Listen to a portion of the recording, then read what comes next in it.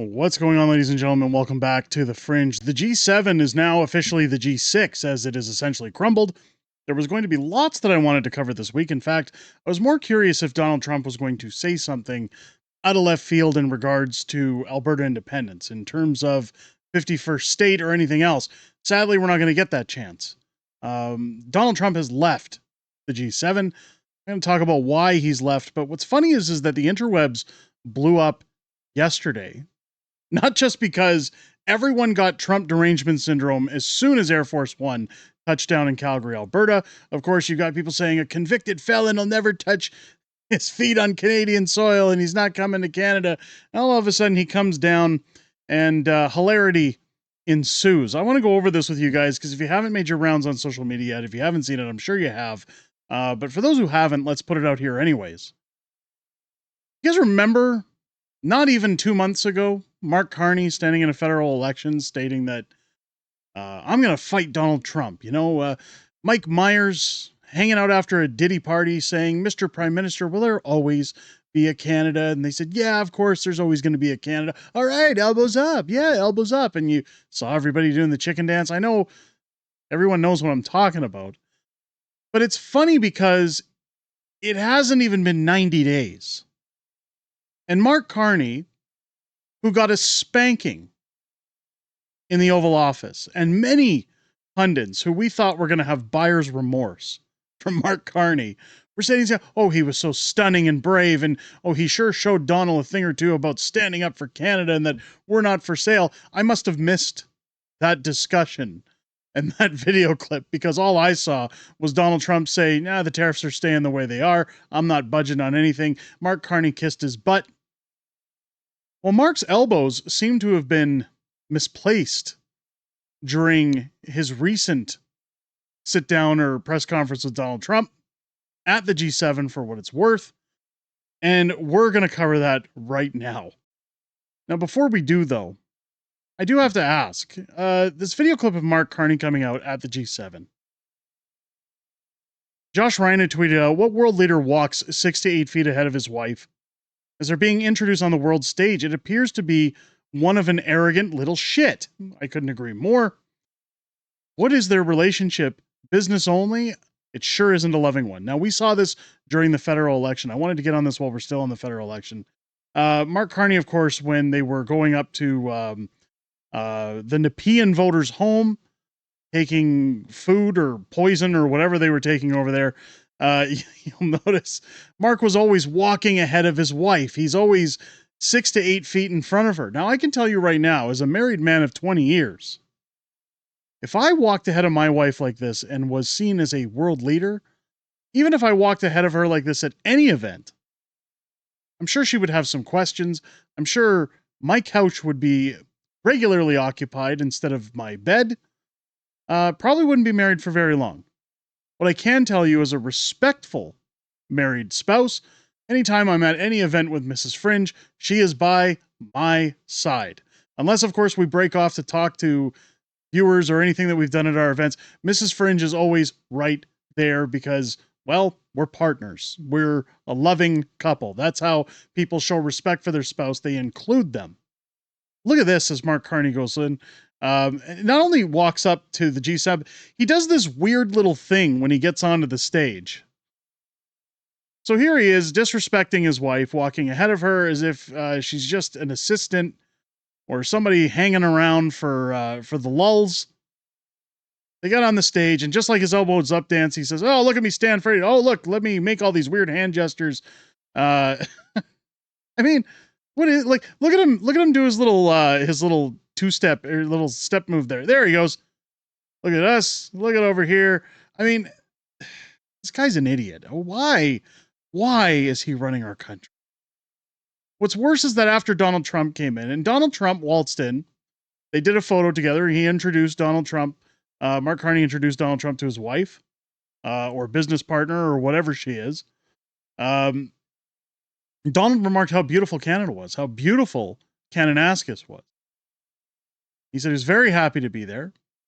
But now you've got Trump humiliating Carney at the G7. Now Carney's calling him an economic visionary who led the world. One minute he's a threat to democracy, the next He's Moses parting the economic seas. The vomit bags are in the seat pocket. This is how anybody, remember the Brantford Boomer? Anybody who stood elbows up and fingers up for Mark Carney essentially should have buyer's remorse at this point. This is where I want to see the backlash from that community of people, from the far left, that said, oh, he's going to fight Donald Trump. Even before the election, guys, we showed Rebel News videos. I know I'm stalling a lot, but I'm just wanting to make sure it's fresh in everyone's minds. We sat and showed video clips of Rebel News questioning people in Nepean. Why would you vote for Mark Carney? Well, I think he's the only one capable of handling Donald Trump. He's the only one who's going to fight against Donald Trump. He's going to make sure Canada's not for sale. Listen to this nonsense. Nostalgia isn't a strategy. We have to change with the times and to build a better world. And some of you, such as you, Mr. President, have anticipated these massive changes and are taking bold measures to address them. All of us around this table are reinforcing our militaries and security services for the new world. But we all know that there can be no security without economic prosperity. You see how bored Donald Trump looks? Look at this. You see how he does not give a shit what Mark Carney is saying. Like, he knows this is a businessman. This is a man who gets it. He knows when somebody's blowing smoke up his butt. That's exactly what Mark Carney's doing here. In fact, that's all Mark Carney's done to the entire country of Canada, is blow smoke up their butt, making champagne wishes and promises on a beer budget. Watch this. Prosperity, and no prosperity without resilience. And in a world where shocks flow across the borders, that resilience comes from cooperation that starts around the family. I mean, what can you say about Mark? His elbows are down. In fact, I think his elbows have been chopped off. I don't think for a guy who I'm gonna fight for Canada. We're not for sale. It continued from there. His nose was brown. In fact, look at the posture here. Many people made the joke that, oh, Mark Carney looks like Charles Montgomery Burns. He's just standing there saying, oh, Mr. President Donald Trump, we don't need you in Canada. You're going to need our oil. You're going to need our products. But Smithers, show Donald the door. Release the hounds. It's not going to happen. It's not going to happen. Donald Trump knows what's happening here as Mark Carney, again, puckers up. Alberta Plumber, great X account to follow. Carney looks like Leahy from the Trailer Park Boys. I still think he looks like Charles Montgomery Burns. But watch this. G7, just now, President Trump basically blames Trudeau and Obama for the Ukraine-Russian war. This is where I'm saying that Trump had it in him to really say something to benefit Alberta, and it's a shame he left. I'll get into that just after this. Let's go. The G7 used to be the G8. Barack Obama and a person named Trudeau didn't want to have Russia in, and I would say that was a mistake, because I think you wouldn't have a war right now if you had Russia in, and you wouldn't have a war right now if Trump were president 4 years ago. But it didn't work out that way. But it used to be the G8, and now it's, I guess, what's that, 8 years ago, it switched over. They threw Russia out, which I claimed was a very big mistake. Even though I wasn't in politics then, I was very loud about it. It was a mistake in that you spend so much time talking about Russia, and he's no longer at the table, so it makes life more complicated. So Donald, of course, is saying, it's all your fault. It's your fault. It's Barack Obama. You guys threw Russia out the door. That's why we have this war. Mark Carney can't even. He sat there congratulating Trump on his birthday. Yada, yada, yada. Just, oh, you're so wonderful, Donald Trump. You're such a nice man. Thank you for coming here. Now, don't get me wrong. I like Donald Trump. I like the Trump. I love the Donald. But, hey, come on. What happened to elbows up, Mark Carney?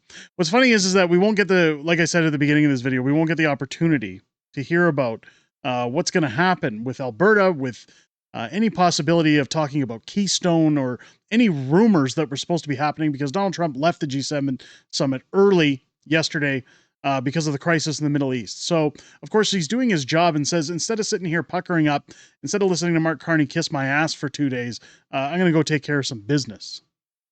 U.S. President Donald Trump left Kananaskis G7 early Because of the escalating conflict in the Middle East, the White House press secretary Caroline Leavitt said that Trump had a great day at the summit, but will leave Alberta on Monday evening.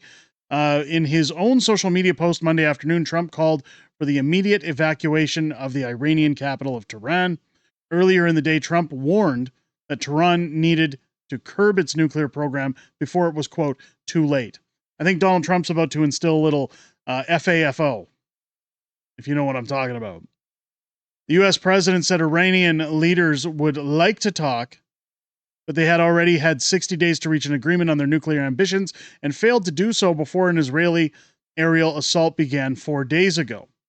So, of course, Donald Trump took the cue to take care of business.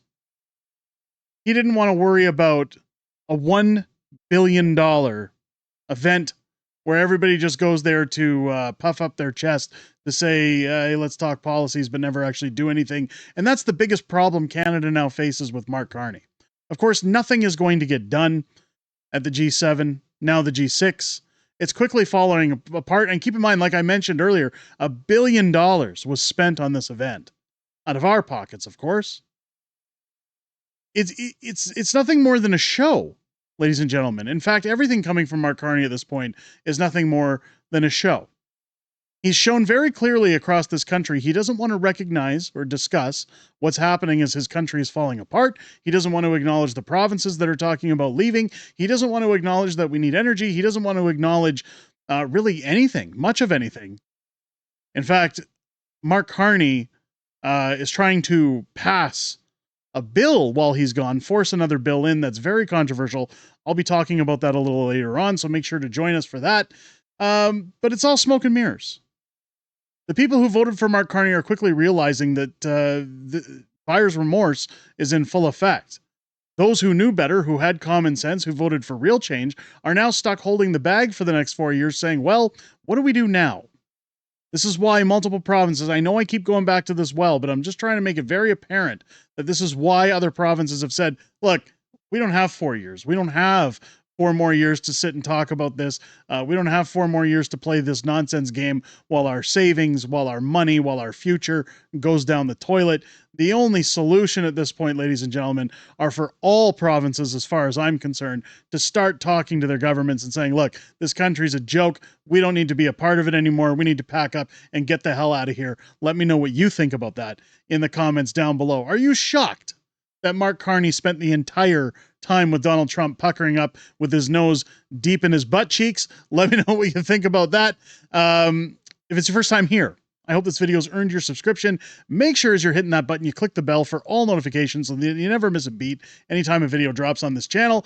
Join me live each and every Friday for Friday Night Fringe, our weekly live streaming show, where I'm joined by the very beautiful Mrs. Fringe as we go back and forth throughout the greatest YouTube community on the platform, talking about everything that happened this week in politics, everything we know that's coming up in the week ahead, as well as back and forth within the community to hear what you have to say outside of making these videos. I always look forward to hearing what you have to say, but I most importantly look forward to chatting with you this Friday night live, starting at 6 p.m. Pacific, 8 p.m. Central, here on the channel. With that said, ladies and gentlemen, I hope you enjoy this video. I hope you have a great rest of your day. I'll catch you on the next one.